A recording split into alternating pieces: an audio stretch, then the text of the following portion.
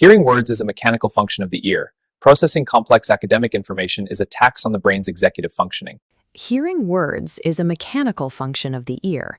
Processing complex academic information is a tax on the brain's executive functioning.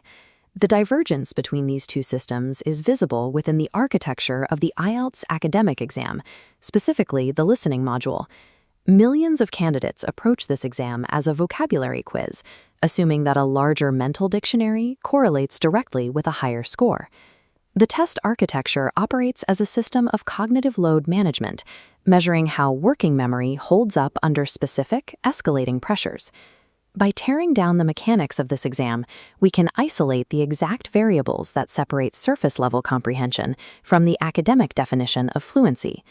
The Cambridge rubric maps a 9-band scale. Every question guides a candidate toward one of these tiers. The baseline is band 6, a competent user in familiar situations.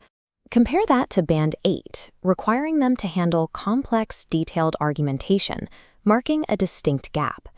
Reaching the top of the scale requires the ability to track competing ideas, evaluate claims, and synthesize abstract data simultaneously. This space between a 6 and an 8 is the cognitive gap.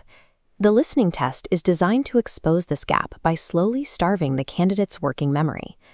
To understand how the test filters candidates into these bands, we must examine the specific mechanical constraints introduced in Test 1. Part 1 of the listening module establishes a baseline through low-stress, predictable data extraction. The task relies on predictable form filling, with categories like area and wetland. The first constraint strictly limits input to a single word or number. Hearing the keyword area, the listener simply records the literal data point that follows. This test tests basic spelling and literal comprehension. A Band 6 user will navigate this baseline without dropping data. Because this baseline section relies strictly on direct fact retrieval, it cannot accurately identify an expert user, requiring the difficulty to escalate. Moving into Part 2, the test introduces a new layer of spatial distraction, designed to intentionally disrupt the candidate's focus. The map task is the visual artifact used to create this distraction. The candidate must now listen to continuous spoken directions while visually tracking abstract, unlabeled pathways on the page.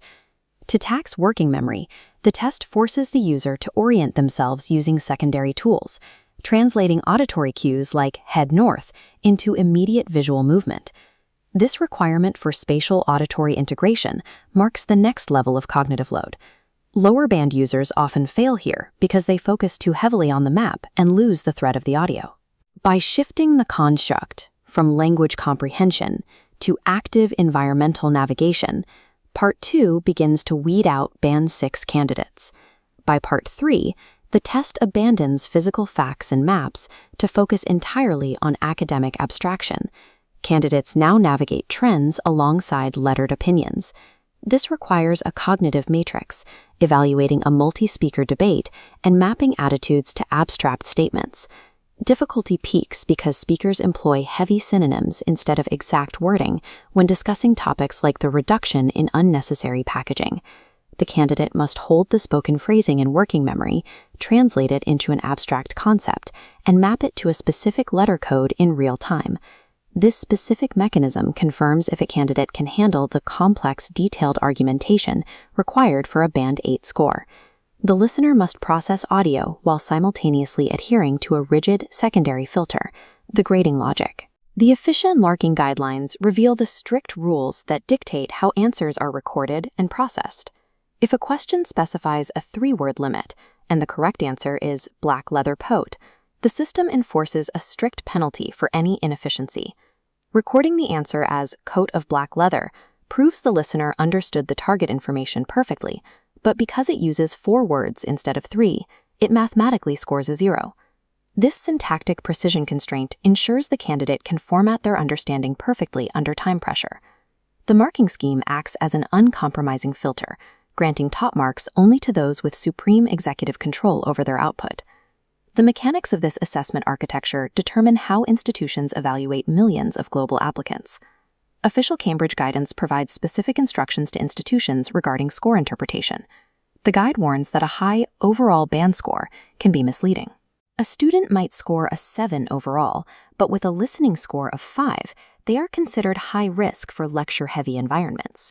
A candidate with high overall marks but a low listening score lacks the spatial and abstract processing skills required for a rapid-fire lecture hall. Institutions universally rely on this specific escalation architecture to guarantee that an incoming student can synthesize academic data at professional speeds.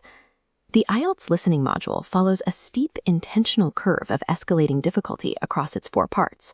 It transitions systematically from isolated data retrieval through spatial mapping and into sustained academic synthesis. This identifies the candidate who merely knows the vocabulary versus the candidate who can manage the heavy cognitive load of applying it.